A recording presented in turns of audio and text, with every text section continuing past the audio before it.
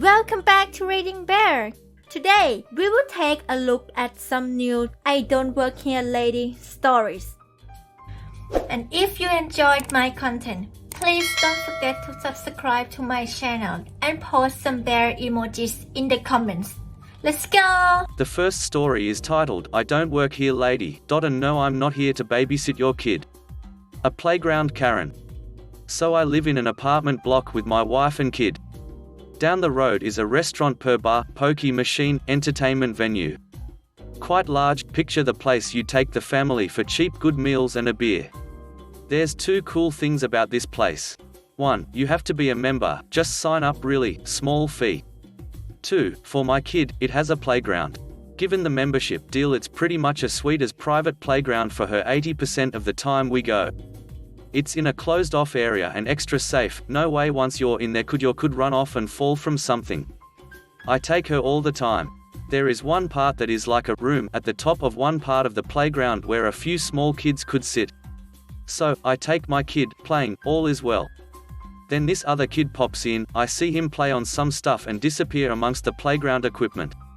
20 minutes later I hear a Karen run in frantically looking for someone. She looks at me and asks if I've seen a kid XYZ description, and I'm like, yeah, I think he's in here. Then she starts berating me. I should have told her he's been in here for so long. I'm scrunch my face up all confused like, what? She then wants me to crawl through the playground to go get him from up in large room, that's he's probably crying up there. I said no. She gets even more furious. She said the staff there usually do so. So, cue my I don't work here lady, you want me to supervise your kid and keep you updated on him. There's like 100 people in here right now. The sign says children must be supervised at all times. She's in the corner on the ropes, huffs and awkwardly tries to get her plus-size body through the playground and fetch the kid. She comes down and said, you left him up there all scared, and I say, what lady? That's what you did, I'm not your babysitter, how would I even know whose kid this is? There heaps of people here, he's your responsibility. She literally turns the cheek and says, you're horrible. I say, yeah, and you're a great mum. The next story is titled, Get Your Own Shopping Cart Broomhilda. So I do my grocery shopping in a small lakeside brewery town. You know what I mean, the North Face jackets, Ugg boots, leggings and leg warmers, brand new pickup trucks with light bars, new Lincolns, Subarus with kayak racks and fat tire bikes. You know that type of town with rude attitudes of people who act like they've never worked a day in their life. Well, here's my IDWHL story involving said town. When I got to the store, the parking lot was packed, nice cars everywhere along with shopping carts scattered. I'm friendly with some of the people that work at the store, so I grabbed 2 carts and took them inside. I should note that I'm wearing black dress pants and a pink long-sleeve button-up blouse with silver buttons with a grey zip-up hoodie. I also don't carry a purse. The uniform for this grocery store is black shoes, black pants and a black short-sleeve polo. I leave one of the carts in the entrance and continue inside. Right away this woman puts her hand on the front of my cart and tries to pull it away. I'll call her CL for crazy lady. CL, oh thank you so much, there aren't any carts left inside. Me, sorry, this one is mine. Trying to pull it back. CL, well maybe you should get a different one. Me, yeah, there's always that option, but I don't work here. Still pulling on my cart. CL, listen here young lady, that is my cart. I saw it first when you brought it in to drop it off. Her children are starting to cry and scream, which doesn't make anyone's day better. Listen, I need this cart now. Me, CL, don't just stand there looking at me like an idiot, give me my damn cart. Me, excuse me, but this is my cart, I brought it in from outside for the specific reason of using it. CL, well go get another one. I have shopping to do. At this point she's yanking on my cart. Me, what the hell are you doing? I'm aggravated. CL looks at me with the angriest face possible and starts to almost shout, this is my cart. Me, listen Broomhilda, this is my shopping cart. I don't work here, go outside and get one. CL, I'm going to report you. You'll lose your job. You've been very rude. Me, good, report me. After you report me, how about you go duck yourself? I pulled the cart away, shoved past her and did my shopping. The lady comes up to me again, this time with a store employee. She's going on and on about how rude I was to her and how I should be fired. The guy looks at me and convinces CL that I do in fact not work there and never have. It's not great, but I thought it would do good here. Broomhilda is something my dad always called idioty women. I'm not sure what it means, but it sounds offensive enough. The next story is titled, I'm Not in Your Army. Back in 2002 I was doing contractor security in Kuwait. Tension was high after what happened on 9/11 and security was tight. No soldier was allowed off base alone.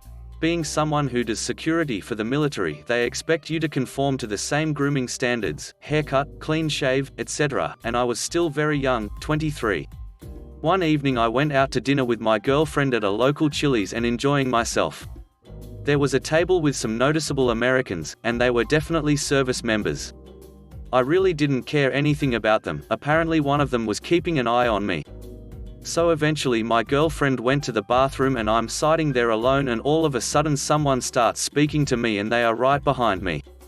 He is older, maybe in his mid-30s. Man, what is your name, son? Me, turn to him, and I'm a bit rattled by someone approaching me. Why do you ask? Man, you seem nervous for me just asking you name. Me, sorry, it me. Man, what unit are you with? Me, confused by the question but answer anyway, CSA. Man, not familiar with that military unit. You know you're not allowed off base alone, and judging by your age you're not supposed to be off base at all. Now I look young, at 23 I look barely 18, and with a high and tight I look like just out of basic training. Me, I'm a contractor. Man, I've worked with many contractors here and none are your age. Sorry, you're going to have to come up with a better excuse. I start to get defensive. Me, why are you off base? Why don't you worry about yourself then others? Man, do you know who I am? I'm, name and rank I can't remember, but officer, and I work directly with the installation commander. Me, whatever, leave me alone, I'm not in your military. Man, what did you just say? At this point he puts his hand on my shoulder, leans over to about to speak more. Man, give me your ID. Me, get your F***king hand off of me. That is assault. Man 2, what is the problem? Man, young service member off base without permission. I stand up and push arm off of my shoulder. Me, keep your F***king hand off of me, I said. Manager, you need to take your conversation outside, you're disrupting others. My date returns. Girl, what is going on? Me to manager, call the police, these people are bothering me and putting their hands on me. Manager, can you take this outside? Man to me, give me your ID now. I pull out my wallet and my Kuwait civil ID, every resident like myself has one, US military do not. Me, this is my ID, I'm a resident of Kuwait, I work here, I live here. In a low voice, I'm not in your ducking military. Manager, I have to ask all of you to leave now. I grab my date, throw about 20 KD for the bill on the table and make a dart for the door. My date at this point is nervous, thinking something is going to happen where the police will be called. Dating in Kuwait is not really legal. Single man and women can be suggested as having a relationship, sex outside of marriage. I told her what is happening, then the three men come outside after being kicked out by the manager. Man, I'm not done with you. I start to walk away with date. He and one other man follow me. They are too smart not to make a huge scene. They wrote my license's plate down and I flipped them off as I drove off. 2 days later I get a call from my lieutenant telling me to see the security manager, who is wanting me to come to the office to speak with me about what happened. Come to find out the person at the restaurant put a bolo out for me, my description and my vehicle. Told the security manager what happened. He told me I could have handled it different and told me go to the lobby and wait. I'm in my uniform, looks just like them, however they are tan where they are in desert uniform. My name tape says Security Forces, not US Army. And last, my company patch is on my shoulder. The person who confronted you is coming to see me now and the PMO will be here. So I did, waited in the lobby. He did show up in uniform and one of the other men. The other man said something priceless. Man 3, is that the soldier you were talking to at Chili's? While pointing at me. The man just looked at me like he made a horrible mistake. Never saw them again. I was asked if I wanted to press charges. Declined, told them the punishment that the military, if they do get punished, is fine with me. The next story is titled, Think I Work Here and Demand Me to Move 30 Bags of Concrete? Okay. So, I live in Australia, and we have a supply chain of hardware stores here called Bunnings Warehouse. Picture a hardware store for everyone. Both tradesmen, and your average Joe. I was a teenager at the time, and I was dressed in work clothes. I was working for a carpenter at the time. Steel cap boots, work pants, the whole deal. The most important thing about this all is my work shirt. My company uses a black button-up shirt, short-sleeved, and collared. Search FXDSSH1 if you are interested. My company also had our logos plastered all over these things. For privacy reasons, I can't show you the logos, but these are the base shirts. Now, the people who work at this hardware store, they wear red polo shirts with green writing, the logo for their company. Also, if you are interested, search Bunnings Warehouse uniform. Now, I was riding shotgun with my boss. He had gone into the store, while I was in the timber yard, collecting some bags of concrete for the footings we were about to put in. I was moving some of the bags, one at a time, to my boss's work truck. These bags aren't overwhelmingly heavy, 20 kilograms, 45 pounds. For the Imperial readers. But I was only moving one at a time. The walk wasn't far, and this was at the start of the day. Last thing I wanted to do was injure myself before the real work has even started. I was on my 6th bag out of 13, when this man came up to me. He was your average DIYer. Certainly not a tradesman, just your average bloke, 50s, balding, and wanted to show off that they could successfully screw together a garden shed. He was just staring at the pile of concrete bags. For context, there are several different kinds of concrete for different purposes. Rapid set, mortar, cement, etc. He then asked me what concrete he should use to put in some fence posts. I told him he would be looking at the rapid set, it would suit his needs perfectly. Considering he needed to ask what kind of concrete, I imagined that he hadn't actually done any sort of work like this before, so I gave him the lowdown. Dig your hole, pour the bag directly into the hole, wet it with your hose, dome it off. Pretty simple. So he said thanks. No issues here. So I grab my next bag, and begin to take it to the truck. Here is where the fun begins. What? Where are you going? He asks. Now, I'm quite confused at this point in time, and then I respond with, oh, I'm going to go put these bags on the back of that truck. Is that a problem? He replies with, mate, my car isn't over there. I'm the white Camry over there. It's always the dudes in the white Camry at Bunnings. Any tradesman who goes to Bunnings knows exactly the guy I'm talking about. Anyways, I stand there trying to figure out what is going on. Well, he asks. I figure out that he thinks I work there. Oh, sorry mate, I don't work here. I'm getting concrete for my job, and I'm on a tight schedule. Sorry mate. Now, usually if I didn't have to be somewhere, I would have given anyone a hand. Moving these bags sucks. But he doesn't seem to believe me. What? Look at you. Of course you work here. You got the right clothes and everything, I try to reply, and he doesn't want to have a bar of it. He goes off and says as he's walking away, you better have all 30 bags on my car before I get back. Step on it. Well, my dearest friend, be careful what you wish for. It didn't matter that I was busy, this was the new priority. Cue the malicious compliance, petty revenge part of my story. His exact words were, you better have all 30 bags on my car before I get back. His car had a box trailer. I knew exactly what he meant. But no sir. I tried to tell you otherwise. But you did not listen. I needed to move, so I started moving the bags, 2 at a time. I placed them all over his car. 12 on the bonnet, 6 on the trunk, and the rest, perfectly layering the roof. I see him walk out. He sees his car and this man's jaw hits the goddamn floor. He nearly had a heart attack. My car. What the duck have you done to my car? I had a grin from ear to ear. I put all 30 bags on your car, just like you asked. I was giggling like a toddler. Now, after much screaming, I told him to can it, and he could move it himself. I was late as it was, and my boss was getting impatient. However, he watched this all, and was laughing too. Sorry mate, I have to go to my actual job now, so you're going to have to move these yourself. He was not happy, but hey. At least the bags were now significantly closer to his car. He sucked it up, and began to move them. I was walking back to my car when I heard him yell. The thing about these bags of concrete is that if you don't support them underneath, and just grab them from the sides, they tend to split, clean down the middle, dumping all the contents of the bag in a messy pile directly underneath the bag.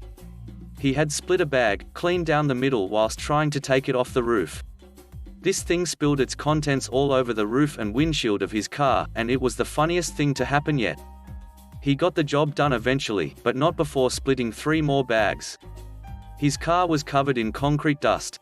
I left him there, car covered in concrete, whilst he admitted defeat. This one's on you, Camry guy, this one is on you. The next story is titled, I Live Here. My home is close to a popular restaurant that is brick and red like my home. Often people get confused, also because if you don't look at the restaurant sign it really does kind of look like my home. And because people don't always read signs and think they know the directions 100%, my home gets mistaken to be said restaurant. I got a loud knock on my door, and it was around 1 p.m. so I was just now getting up and still in my pajamas. Lady, hi, are you guys open? Me, no, this is my home, the restaurant is a few blocks down, thanks. Lady, this must be it, I've been here lots of time, I love the decor, it looks lovely, you could see inside my home since I had the door open pretty wide. Me, I live here. Lady now looks appalled and told me I must not live here, that it's too big and beautiful. I said the restaurant is down a few blocks and goodbye, and shut door. Ain't nobody got time for I do not live here accusations. The next story is titled, I need you to help me finding the mayo. Sorry about my writing, I'm still shaken up about it. I wish I could tell you that this didn't happen, but it did. Today I was at Walmart shopping with my mum to get some food. Mum was going to have a party for me being 6 months seizure free, and today is my 25th birthday. I have a service dog. His name is Harley, he's a Springer Spaniel Poodle mix. Why I have him is because my seizures and I have really bad PTSD. Before I forget, mention it, my mum is in wheelchair. So I got to tell you people who was there. Harley service dog mum, me CL for crazy lady, CM for crazy man, SM for store manager, cop 1, cop 2, EMT 1, EMT 2. There was a lot more people there, but these are the main people. Okay, it's my local Walmart. I live in really small town. A lot of people know me there because me having seizures many times in Walmart. It's the lights, they all know Harley, my service dog. So they know if they hear him barking that something is happened to me. I'm wearing a pink shirt with black leggings with pink stripes, and I'm wearing my headphones listening to one of my favorite audiobooks. I'm walking down soda aisle looking for my favorite brand of root beer. Mum went to the meat section to find some flat iron steaks, my favorite. I find the root beer, then I put it my cart. CL, do you know where the mayonnaise is? Me, it's 2 down from here. CL, okay. So now I'm in the frozen food aisle. CL comes up to me again. CL, the mayo wasn't there. Me, KCL, go find it for me. Me, I don't know where they are, if they're not on that aisle then. CL, go in the back and find the mayo. Okay, now I know what is going on. I never thought this would happen, but she thought I worked at Walmart. Me, I can't go in the back because I do not work here. CL, yes you do, I see you all the time in the store. Basically Walmart is the only store to shop at in my town, and I go there and get groceries and other things once a week. Me, no I don't. CL, don't argue with me, I know you work. I think of something I can do to get rid of this lady. And I can't believe it worked for a little bit. Me, oh the mayo is right there. CL looks where I'm pointing at. And I book it, find my mum. But I don't make it too far because CL's husband is behind me and he is pissed, yelled at me to help his wife. CM grabs me, and that when I screamed I don't do well with men touching me. When I screamed Harley started barking his head off. I'm trying to pull away from him but CM will not let me go.